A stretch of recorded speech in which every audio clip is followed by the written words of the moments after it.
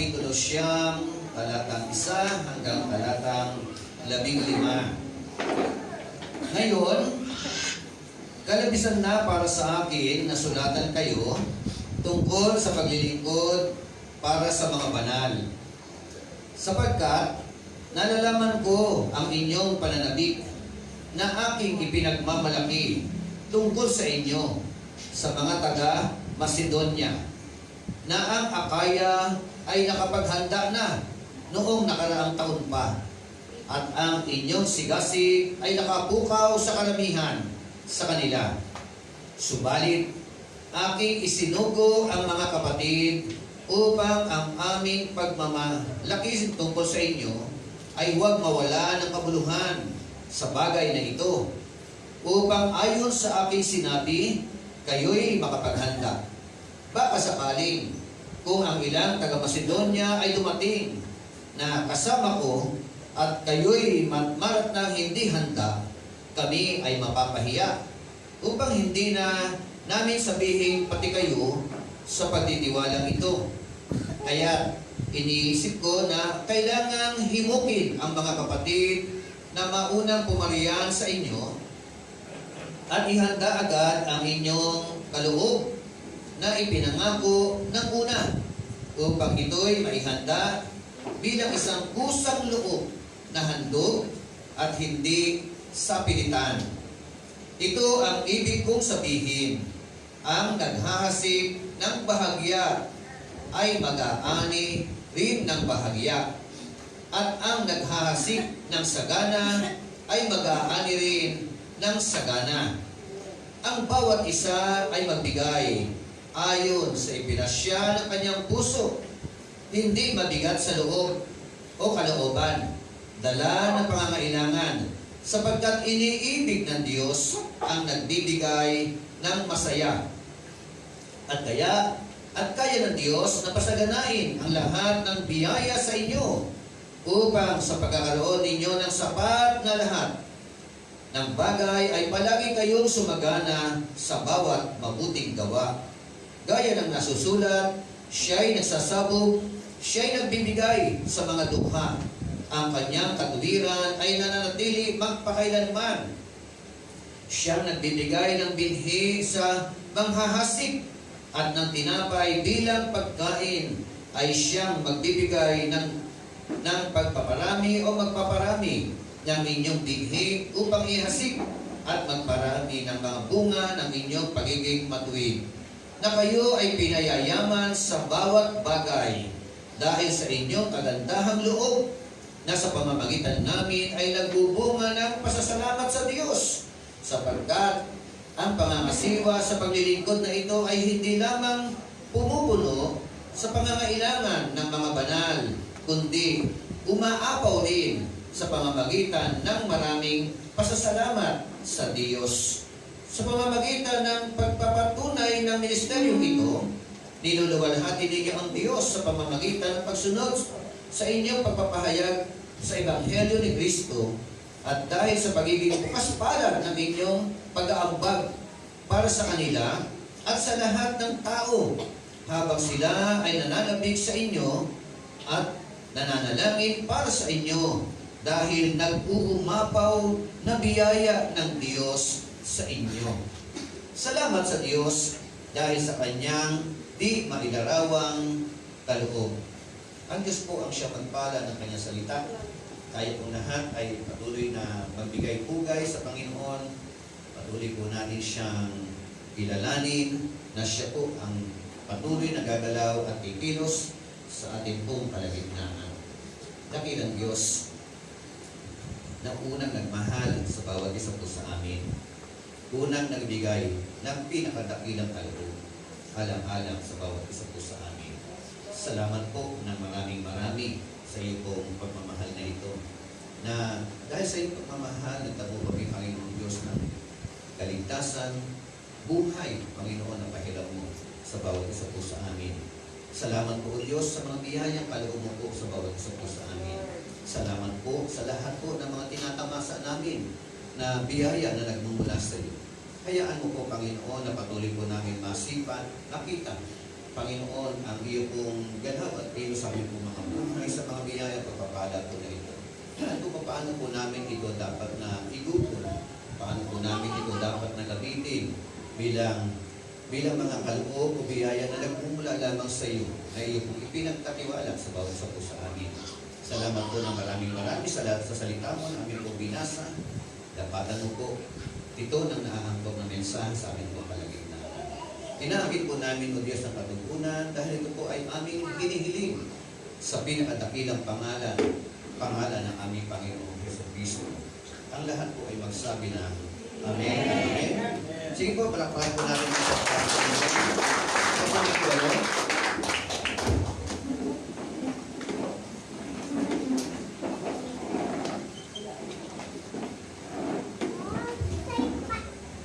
Our topic is all about the cheerful giver. Palasak po ang talata ko na ito, lalo na yung tatlong talata. Chapter 9, verse 6 hanggang verse 8, na sabi nga uli sa Tagalog, ito ang ibig kong sabihin, ang nagtatanim ng kakaunti ay aani ng kakaunti. Ang nagtatanim ng marami ay aani ng marami. Ang bawat isa ay dapat magbigay ayon sa kanyang pasya, maluwag sa loob at hindi napipilitan lamang, sapagkat iniibig ng Diyos ang nagbibigay ng may kagalakan. Magagawa ng Diyos na pasaganahin kayo sa lahat ng bagay at higit pa sa inyong pangangailangan upang sumagana kayo para sa mabubuting gawa. The cheerful giver. So, pag-usapan po natin sa tema na what are the characteristics of a cheerful giver? Sabi nga po ng isang quotation, do not excel your standard of living, but excel your standard of giving. Nabasa ko lang po yan. Hindi ko po yan quotation. Yan ba ay tama? Angkop po ba yung pong quotation po na yan? Ito po ba ay dapat na maging lifestyle natin or buhay natin o ito ang dapat ba na itulong po natin? Na para baga sa Tagalog ang sabi, huwag mong iangat ang standard ng buhay mo.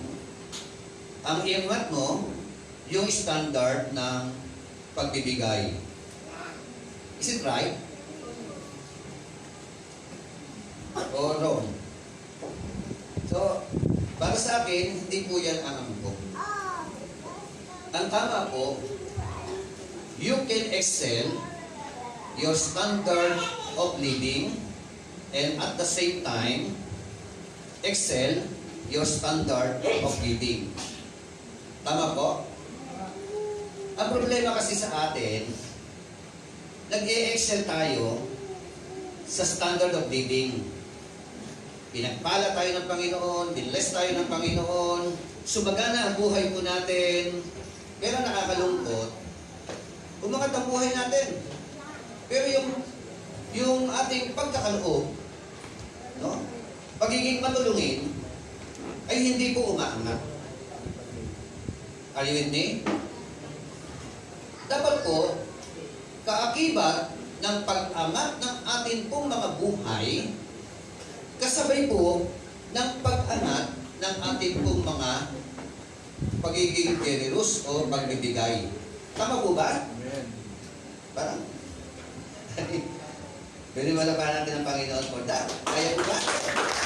Kasi po, kapag nagkaroon ng naging ano po ng bawat po sa atin, ako'y naniniwala na lalo po tayong pasasaganahin ng ating Panginoon Diyos. Amen? So, ano po ba ang mga karakteristik o katangian ng isang Kristiyano na masasabi po niya na cheerful giver? Siya ay isang mapagkaloob na talagang masaya, maluwag sa loob. So, pwede po ba na, yung pong video na gusto kong ipakita, okay po ba yan? Yung ganyang gesture or attitude when we give to the Lord? Para sa inyo, okay ba yan? Tignan nyo, nagkakaloob. Ano yan, pagkakaloob po yan?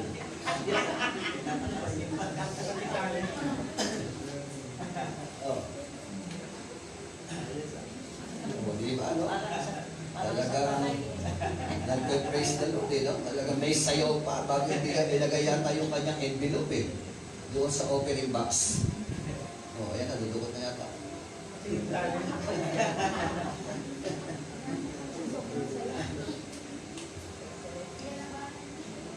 Oh, yan, no, di ba, ma? Magkakaloob lang, pero...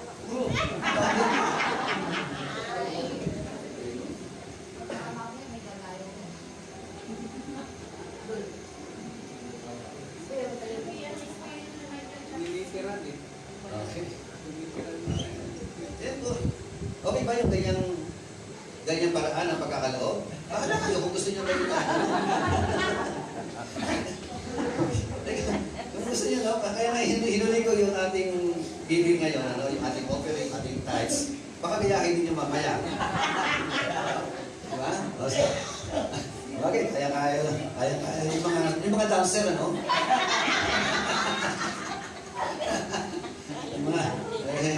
Yung mga kapatid natin na nagkabukingan kami. Nagkabukingan kami doon sa planning, sa Kuyang Bay.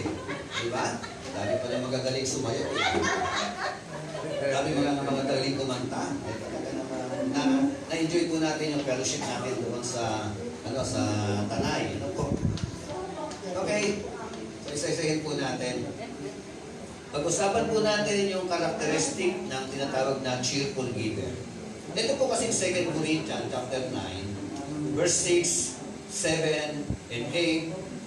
Palasabi. Very common. So, ginagamit natin sa paraan ng ating pagkakaloob.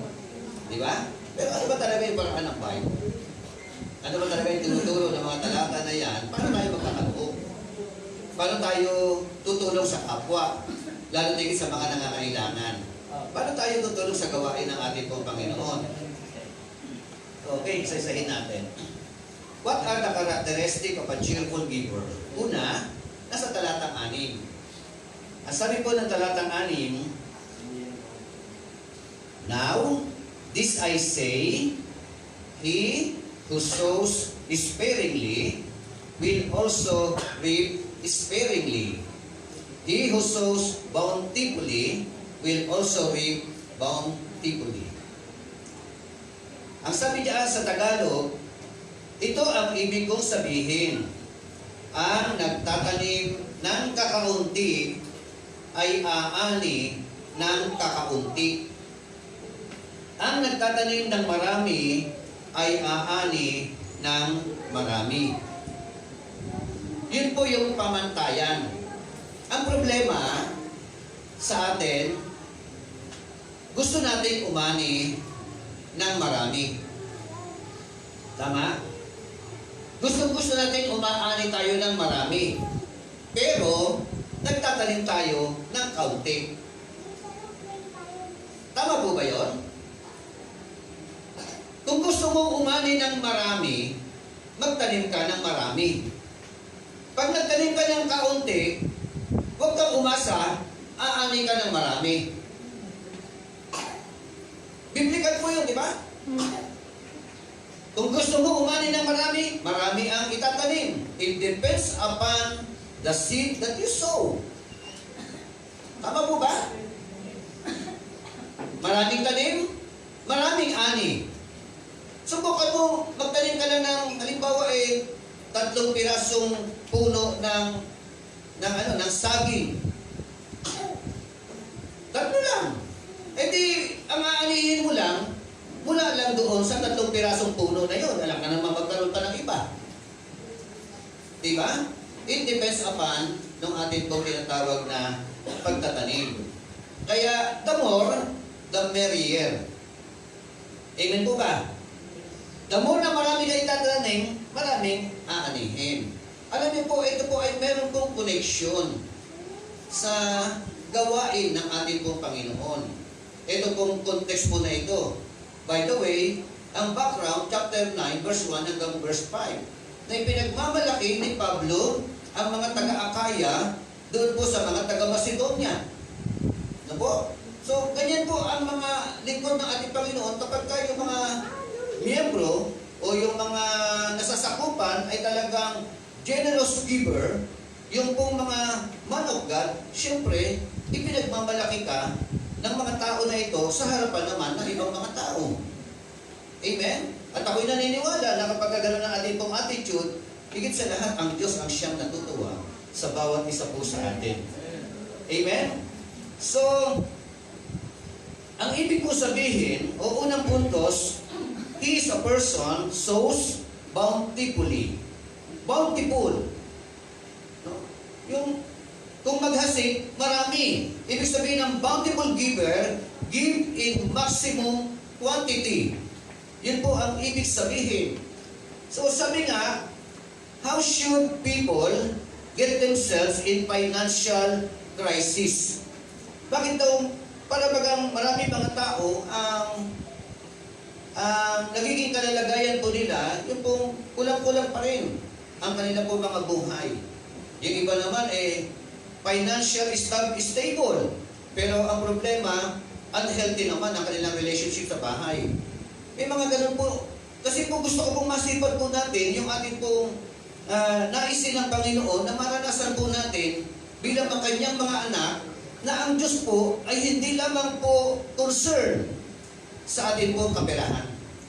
Ang Diyos ay hindi lamang concern sa atin pong mga wealth or kayamanan. Ang Diyos po ay concern sa bawat aspeto ng ating po mga buhay. Kaya kapag tayo po ay talagang may concern para sa gawain ng ating Panginoon, ang Diyos naman po ay gagawa ng mga hakbang at paraan upang matugunan ang lahat ng ating mga pangangailangan sa ating pong mga buhay. Amen. Palakpakan si Lord.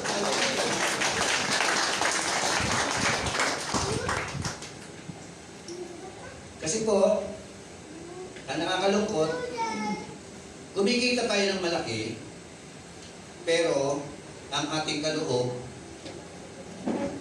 katiting. Tama ba? O tumulong man tayo sa ating kapwa, mag-share man tayo sa gawain ng Panginoon, yung gusto lang natin.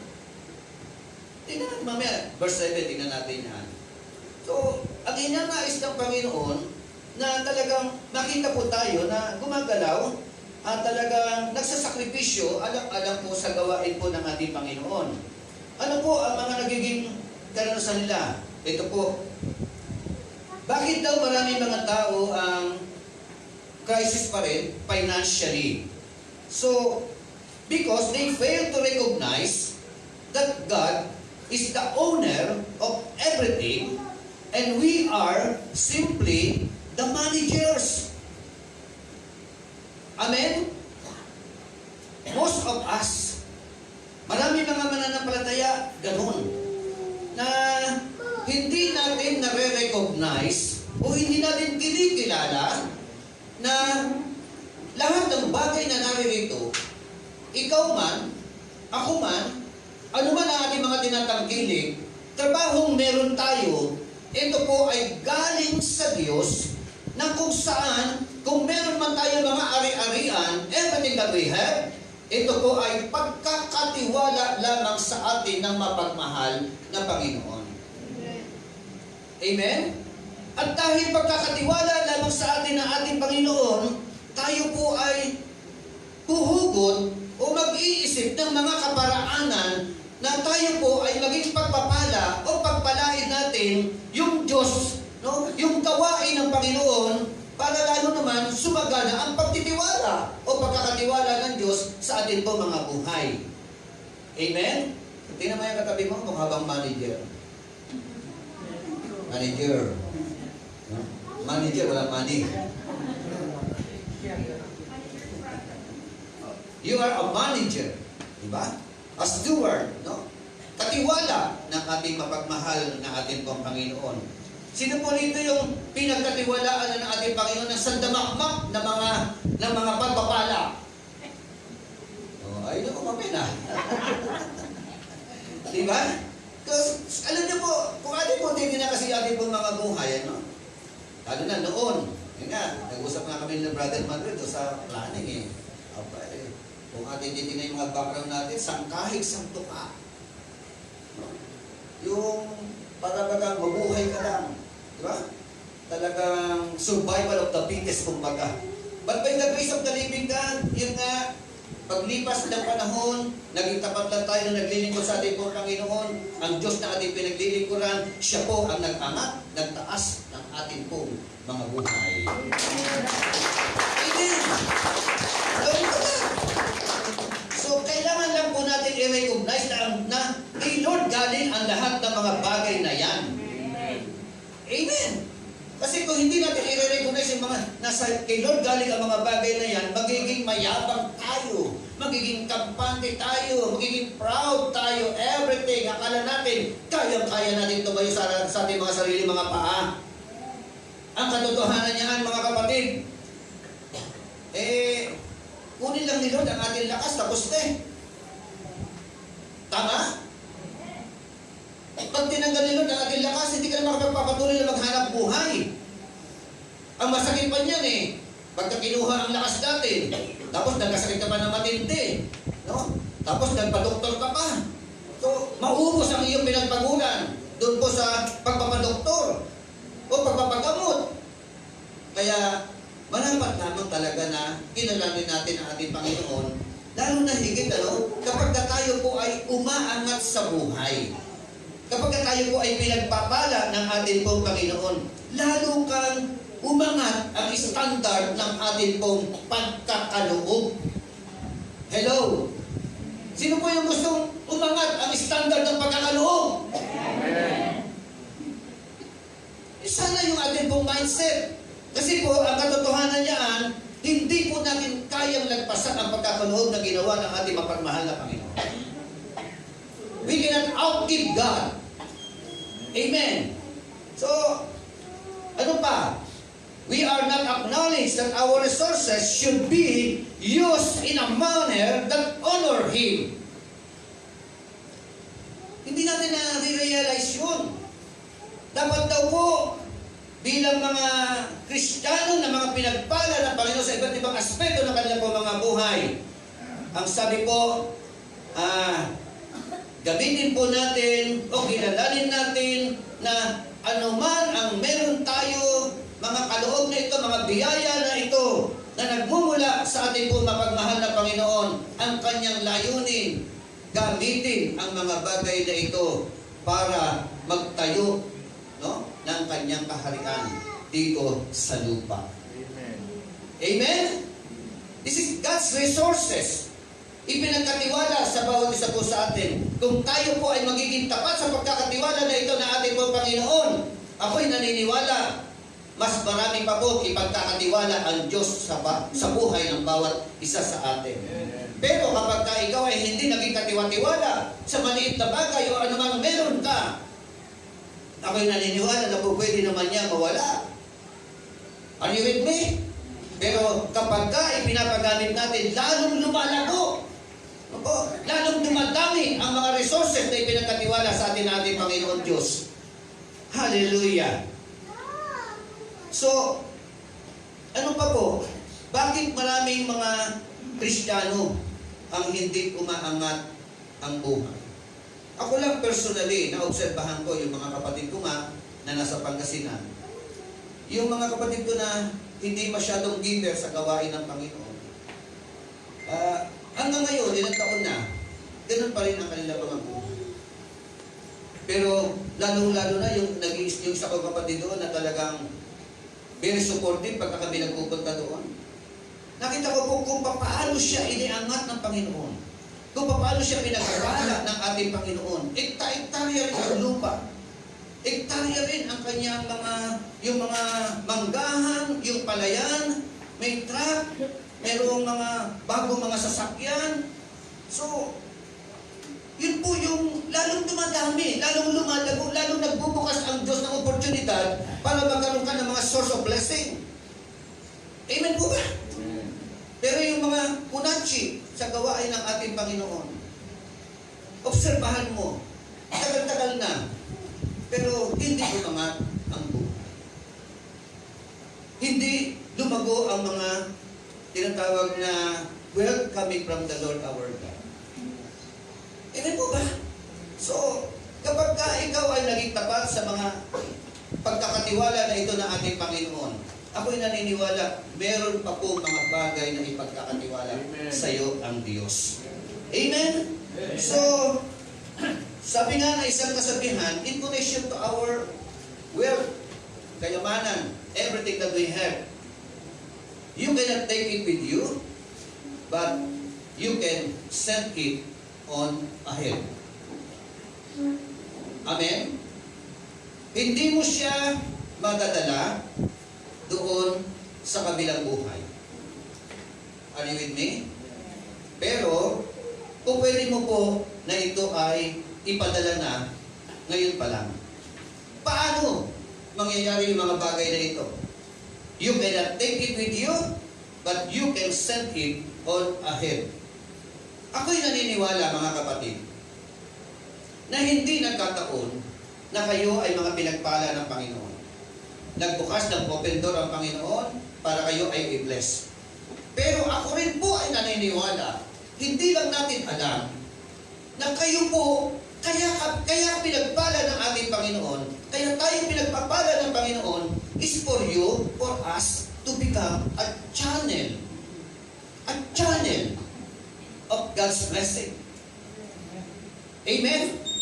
Maging daluyan ng pagpapala galing sa Diyos, dadaan sa iyong mga kamay, at iyong ibabahagi doon sa mga tao na mga nangangailangan. Sino po yung gustong maging ganun? Sino po yung gustong makaranas ng ganun mga bagay na ikaw ay maging daluyan ng pagpapala mula sa ating mapagmahal na Panginoon? Palakpakan po natin ang Panginoon. Hallelujah!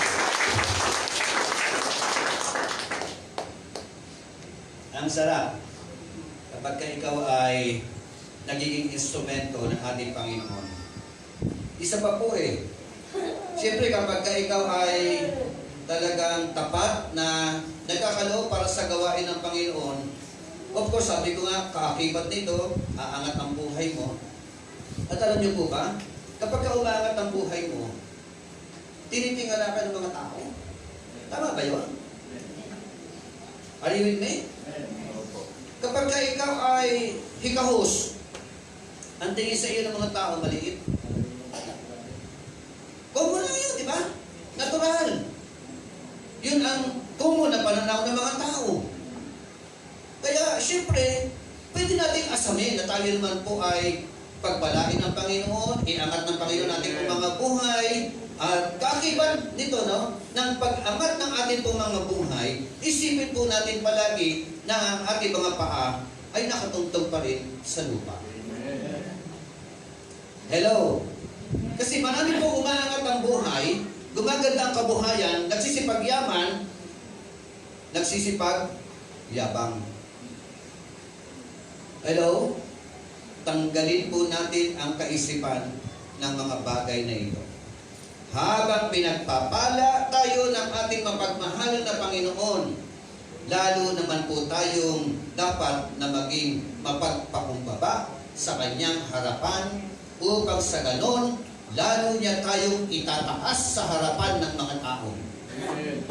Amen. Glory to God. So, hindi ko pala dapat yung konti, no? Kasi kung gusto mo umani ng marami, ang dami, pag sinabing marami, ang dami, it depends upon yung soul. Kaya nakabase sa pagtatanim ang pag-ani ng marami. Hello? Matik po yun. Universal principle po yun. Are you with me? Okay, tingnan natin yung sumunod. Sa verse 7, a person who sows cheerfully, cheerful giver. Verse 7, ang sabi po ng talatang 7, each one must do just as he has purpose in his heart, not grudgingly or under compulsion, For God loves a cheerful giver. God loves a cheerful giver. Amen? Sino na ang mahal ng Diyos? Sa Tagalog, ang mahal ng Panginoon, ang sabi po diyan, sapagkat iniibig ng Diyos ang nagbibigay ng may kagalakan. Amen? Paano yung uri ng pagbibigay? Ang bawat isa ay dapat magbigay ayon sa kanyang pasya. Pastor, kumita ako ng 50,000 eh. Ang pasya ko, 50 piso.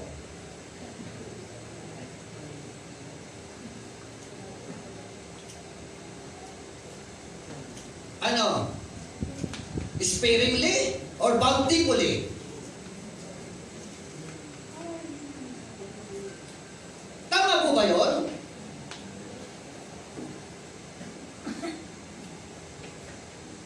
Ewan ko sa inyo, tama po ba yun? Pasyon eh. Tapos sinundan pa.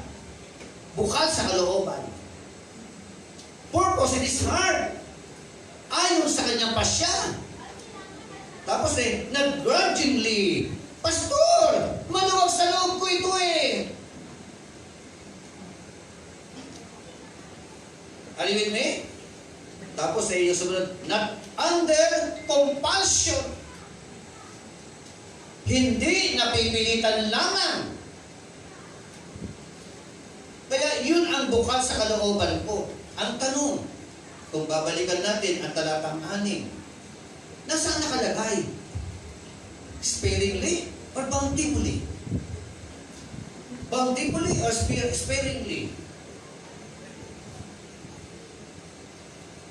Kaunti lang eh. Mula sa puso. Bukal sa kalooban, hindi napipilitan na.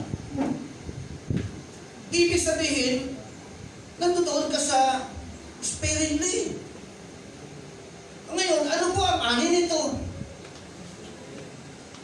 Anong ani? Ang aanihin mo, kunti nga yung tiranin mo eh. Bukal sa kalooban ko kasi pastor eh. Maluwag sa loob ko yan, konti eh. Huwag kang umasa na aani ka sa susunod ng marami. Ito hindi lang pera ang pinag-uusapan natin dito, mga kapatid. In all aspects of our life. Hindi lang material wealth ang pinag-uusapan natin dito. Bawat aspeto ng ating pamamabuhay. Kasi po, maraming mayayaman, maraming mga bilyonaryo ang gugulo ng buhay. Wasak ang buhay. Unhealthy ang kanilang relationship sa kanilang tahanan. Punong-puno ng bisyo. Hindi nakakasunod sa kalooban ng Panginoon. Hindi nagbabago ang buhay. Kasama po yan sa deal na yan ng Panginoon. Package deal yan ng ating pong Panginoon Diyos. Amen? At kakibat din po nito, hindi lang din po pera ang ipinagkakaloob. Pwede natin ipagkaloob sa harapan ng Panginoon our talents. Amen? Ipagamit natin ating mga talento sa harapan ng ating Panginoon Diyos. Kaloob na gifts ng Panginoon, ipagamit natin. Hindi napipilitan lamang, dapat maluwag sa loob. Amen? Malawak ang ating pong pinag-uusapan. Pero lahat ng mga bagay na yan, tingnan mo kung may talents ka, hindi may paggamit kay Lord, later on, kalawang na yan. Amen? Buhay mo, nakalaog sa iyo ng ating Panginoon. Pag hindi may pinagamit sa Panginoon yan, ang sabi ng kanyang mga salita, for what shall it profit a man if he gains the whole world, but lost his own soul? If anyone would come after me, he must deny himself, take up his cross daily, and follow me. Amen? So, yan ang lawak ng pinag-uusapan po natin. At lahat din ng aspeto ng ating mga buhay, kung tayo po ay tapat at matapat na ipagkakaloob sa Panginoon, ang lahat ng mga resources nagbaling sa Kanya. Ano mga resources na ito? Yung pong buhay natin, yung talino natin, yung lakas natin, gifts na kaloob sa atin ng ating Panginoon, pera natin, everything, lahat po ng mga resources na yan, galing kay Lord. Dapat marapat lamang po na ipagamit natin kay Lord na nagbigay ng buhay at lakas ng mga resources na ito sa bawat isa sa atin. Hallelujah! Tigilan na po yung kung pagkakaloob, like for example, ng unequal. Diba, meron pong timbangan eh. Pag malaki ang kita, malaki kaloob. Hello? Are you with me? Hindi po yung unbalance, ang laki ng kita, ang kaloob, kakabitin. Tama po ba yan sa harapan ng ating Panginoon Diyos? Hindi po tama. The more na pinagpapala tayo ng ating Panginoon, sabi ko nga, you can excel your standard of living. Pwede ka mag-Boracay, pwede ka mag-El Nido, pwede ka mamasya sa Taiwan. Amen.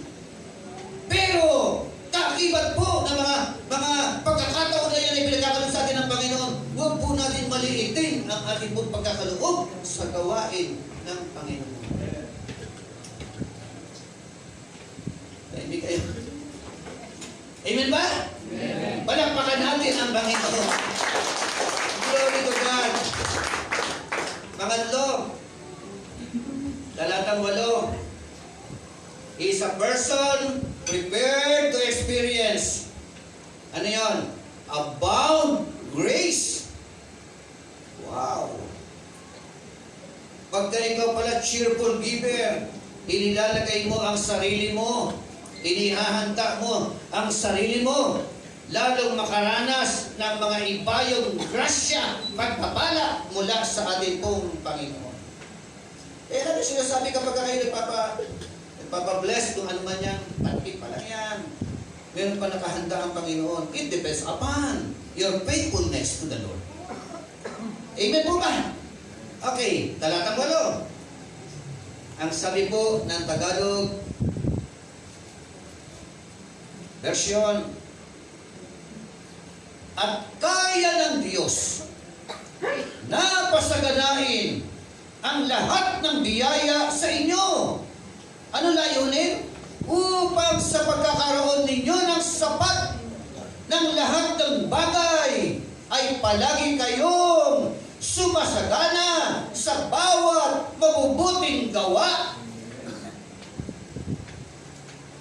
Hello? Pwede ba yan? Sumasagana ka sa lahat ng bagay. Pero ang nagiging resulta naman, nananamlay sa mga mabubuting gawa. Ang layunin ng ating Panginoon, kaya ka pinapasagana sa lahat ng mga bagay na yan, para ikaw din ay sumagana sa mga mabubuting gawa. Ano ang mga mabubuting gawa? Pagtulong sa mga mahihirap, pagtulong sa mga nangangailangan, pagtulong sa gawain ng ating Panginoon, pagtulong sa mga lingkod ng Panginoon Diyos, pagkakaloob, anuman ang ninanais ng Panginoon ay paggawa sa bawat isa po sa atin. Lahat ng mga bagay na yan ay mga mabubuting gawa. At magagawa mo yung mga bagay na yan, ikaw ay sumasagana. Dahil sumasagana rin ang pagpapala ng Panginoon sa iyong buhay. Hindi tayo makapagkakaloob kung walang sagana na binigay ng Diyos sa buhay natin. Amen po ba? Kaya ka makapagkakaloob ng sagana dahil masagana ang pagpapala ng ating mapagmahal na Panginoon sa ating pong mga buhay at sa ating pong pamilya. Are you with me? Hallelujah. A person prepared to experience abounded grace. Wow, hindi. Pag sinabing abound, diba? Abounded grace. And God is able. Sabi po ng Bible, English version, God is able. For what? For what? Una, to make all grace abound to you. Amen. All grace abound to you. Hallelujah. Pangalawa, having all sufficiency in everything. Amen? God is able para tayo po ay magkaroon ng sufficient in everything. Tingnan na, in everything. Ano pa? God is able that we may have an abundance for every good deed. Amen? That is the will. That is the plan of God. That is the purpose of God into our life. Gusto ka ng Panginoon pagpalain lahat ng aspeto ng buhay mo upang ikaw naman ay maging instrumento ng Panginoon as a channel of blessings in every aspect ng mga tao sa atin pong paligid. Amen? Sino po yung gustong pagpalain ni Lord ng abounded? Yung saganang-sagana. Amen. Inuulit ko, kung gusto mo yan at nararanasan mo na yung sagana ng pagpapala ng Panginoon, ang layunin niyan, sumagana ka rin sa mga mabubuting gawa. Amen. Amen. So the word grace in New Testament comes from the root word rejoice. Grace, rejoice. When you give to the Lord, masaya ka. Yan, tatambling pa nga ito eh. Diba?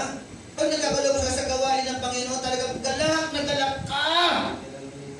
Hindi napipilitan ka lang. Amen? Magkakalabas sa gawain ng Panginoon, ang dami mong pera, tapos ang kukunin mo, 20. Pinakamalaki na 50 o 100. Eh kumita ka ng ilang libo. Hindi po equal eh. At hindi po natutuwa ang Panginoon kapag gano'n. Are you with me? So, it means the absolute free benefits to express of loving kindness, to express deeds which cause joy and favor conferred.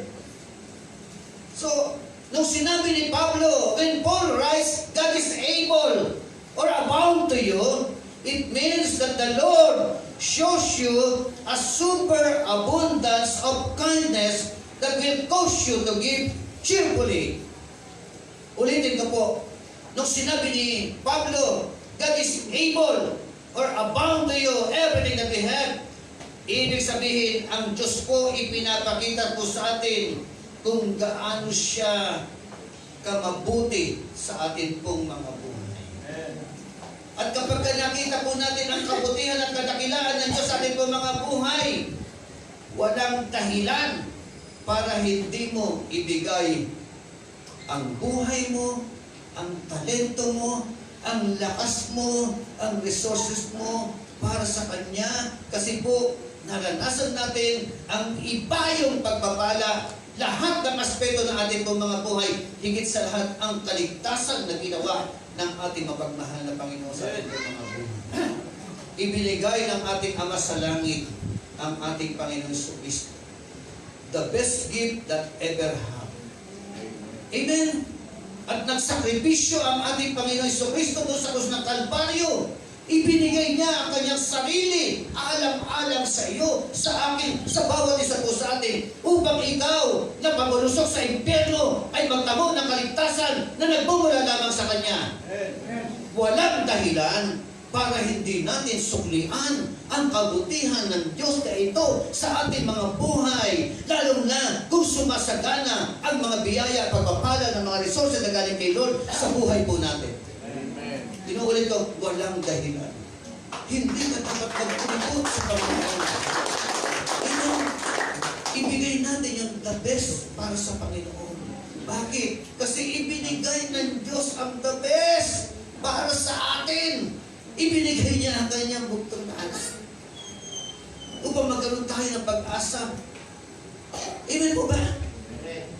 The cheerful giver. What are the characteristics of a cheerful giver? First of all, he is a person sows bountifully. Naghahasik sa gana.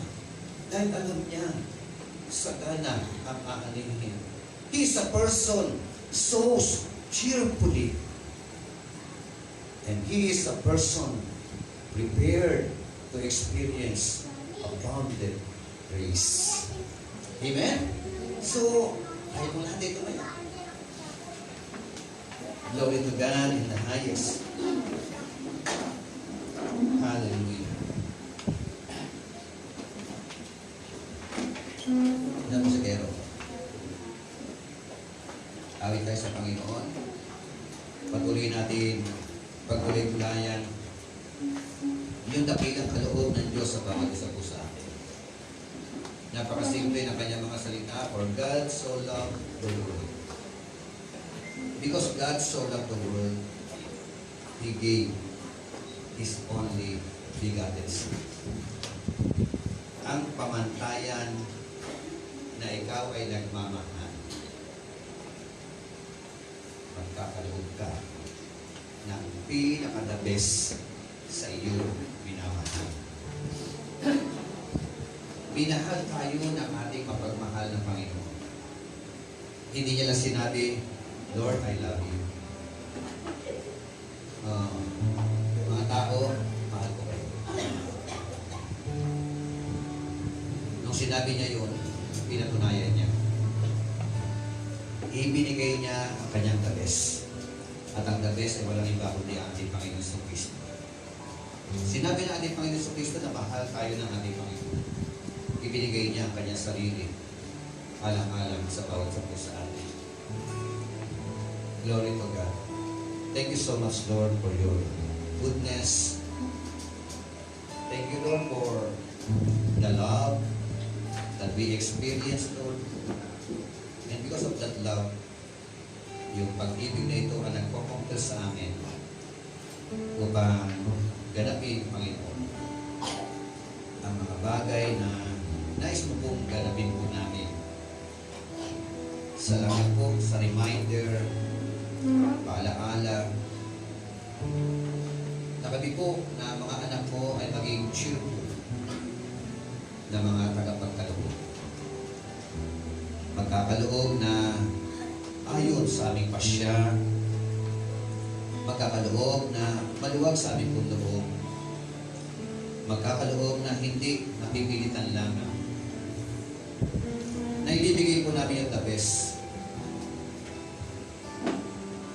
Ibibigay po namin yung para sa'yo talaga, Panginoon. Tulungan mo po na maging bukas sa aming mga puso. Tulungan mo po, Panginoon, na sa pamamagitan po ng galawang kilos ng Holy Spirit, ng Espiritu Santo, buksan mo ang aming mga puso. Buksan mo po ang aming mga puso na maging mga generous. Lalo-lalo na, Panginoon, sa pag-establish ng kingdom here on earth. Alam ko po, Panginoon, ikaw din ang siya magpapala sa amin. Hindi lang konti, bago sumasagana. At ang iyong layunin, Panginoon, maging instrumento mo po kami, Panginoon, upang sumagana ang aming mga mabubuting gawa. Sumagana ang aming mga pagtulong, Panginoon, sa mga pangangailangan. Of course, pangangailangan ng aming pong pamilya, pangangailangan ng iglesia, pangangailangan sa gawain mo, Panginoon. Salamat po sa iyong mga pangako that you are able. You are able to make all things abound to us. You are able to have all sufficiency in everything in our lives. You are able that we may have an abundance for every good deed. Lord, ano man meron kami, Panginoon, galing sa iyo. At ito'y magagamit namin for every good deed. Thank you, Lord, for this wonderful opportunity. At isa po ako, Panginoon, sa nananalangin na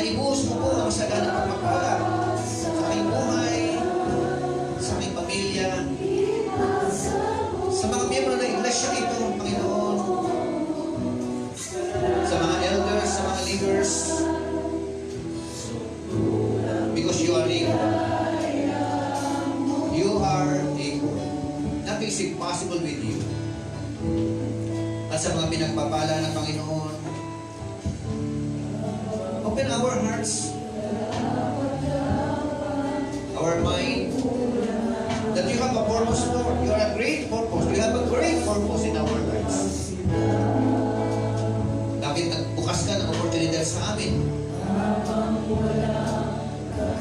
It is for us